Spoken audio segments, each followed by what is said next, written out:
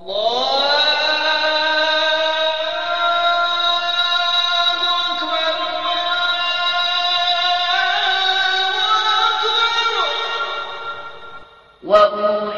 إلي هذا القرآن لأنذركم به ومن بلغ اور یہ قرآن مجھ پر اس لیے اتارا گیا ہے کہ اس کے ذریعے سے تم کو اور جس شخص تک وہ پہنچ سکے آگاہ کر دوں۔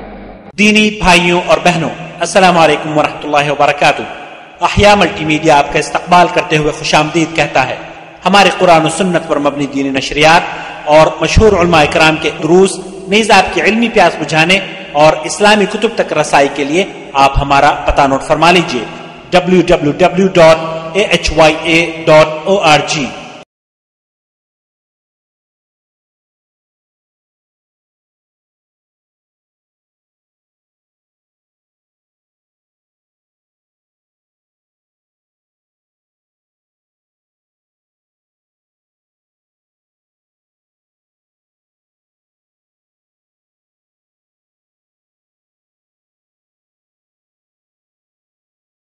نمبر 12 میں غیر مقلدین کے نزدیک لکھا ہے شراب ناپاک نہیں۔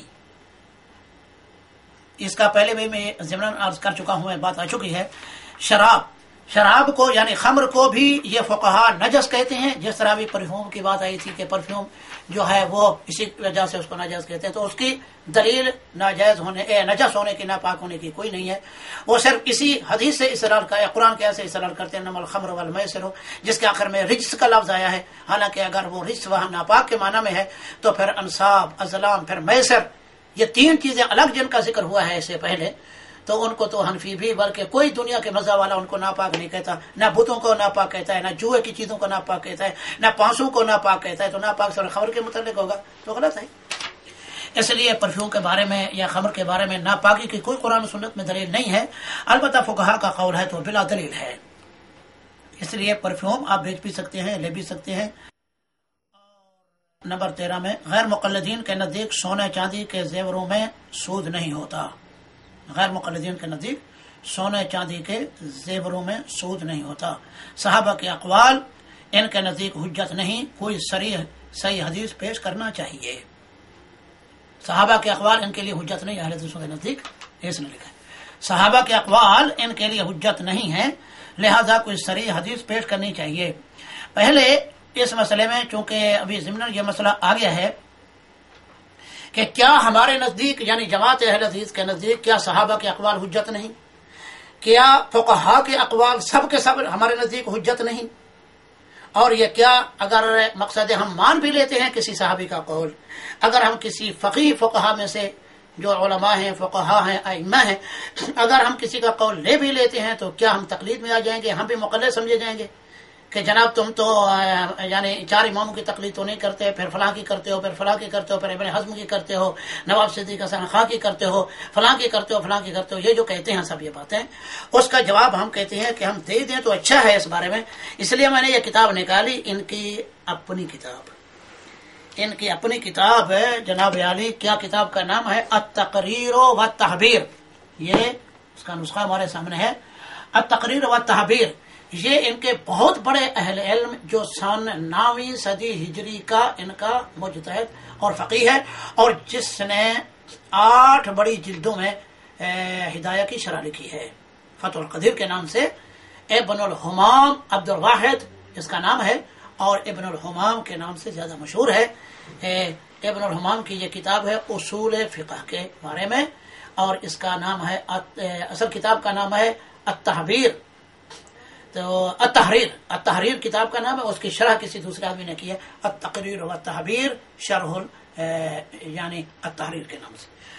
اب اس میں یہ بہت بڑا مارکا آرا مسئلہ ہے یہ تقلید کا، کہ کسے تقلید کہتے ہیں اور کسے تقلید نہیں کہتے، تو اس پر جو ہے ہم یہاں ان کی عبارت پیش کرتے ہیں۔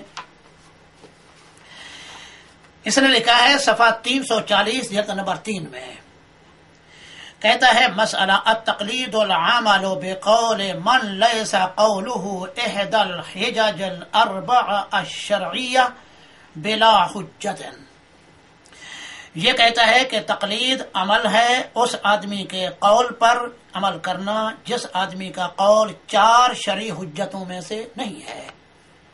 جس آدمی کا قول 4 شرعی حجتوں میں سے نہیں ہے. 4 شرعی حجتیں کیا ہیں؟ قرآن اور سنہ، اجماع اور قیاس. قیاس جو صحیح قرآن و سنت پر ہوتا ہے. ایسے آدمی کی بات مان لینا جس کی دلیل قرآن سے نہ ہو، جس کی دلیل حدیث سے نہ ہو، جس کی دلیل اجماع امت سے نہ ہو، اور جس کی دلیل قیاس صحیح میں سے بھی نہ ہو، اور گویا کہ اس کی ذاتی رائے ہو. یہ مطلب ہو گیا اس کا، گویا اس کی ذاتی رائے ہو. اور ذاتی رائے کی کسی کی ذاتی رائے کو مان لینا اس کو کہتے ہیں تقلید. اس لیے یہ تعریف تقلید کے کرنے کے بعد کہتا ہے فلیس الرجوع الی النبی صلی اللہ علیہ وسلم والاجماع منہ. جو آدمی اللہ کے نبی کی طرف رجوع کرتا ہے اور اللہ کے نبی کی بات کو مان لیتا ہے یہ تقلید نہیں ہوگا. اور اسی طرح کہتا ہے اجماع کی طرف کوئی آدمی، اجماع امت کی طرف اگر کوئی آدمی رجوع کرتا ہے تو یہ بھی تقلید نہیں ہوگی. کیوں؟ اس وجہ سے کہ یہ دونوں شرعی احکام، شرعی دلیلیں ہیں دونوں. یعنی نبی صلی اللہ علیہ وسلم کی اطاعت کا قرآن میں حکم ہے، اور اجماع امت کا بھی قرآن مجید میں اجماع امت کا ہونا حجت ہے. اللہ تبارک و تعالیٰ نے فرمایا وَمَن يُشَاقِقِ الرَّسُولَ مِن بَعْدِ مَا تَبَيَّنَ لَهُ الْهُدَى وَيَتَّبِعْ غَيْرَ سَبِيلِ الْمُؤْمِنِينَ نُوَلِّهِ مَا تَوَلَّىٰ وَنُصْلِهِ جَهَنَّمَ وَسَاءَتْ مَصِيرًا. جو آدمی یعنی اختلاف کرتا ہے اللہ کے نبی کا، اختلاف کرتا ہے اللہ کے نبی سے، اس کی نافرمانی کرتا ہے، وَيَتَّبِعْ غَيْرَ سَبِيلِ الْمُؤْمِنِينَ، اور مؤمنین کے راستے کو چھوڑ کر دوسرا راستہ اختیار کرتا ہے. معلوم ہوتا ہے کہ مؤمنین کا راستہ جس سے مراد ہے مؤمنین کا اجماع. اجماع مؤمنین حجت ہے اور وہ قرآن و سنت کی طرح حجت ہے اجماع. اور جو شخص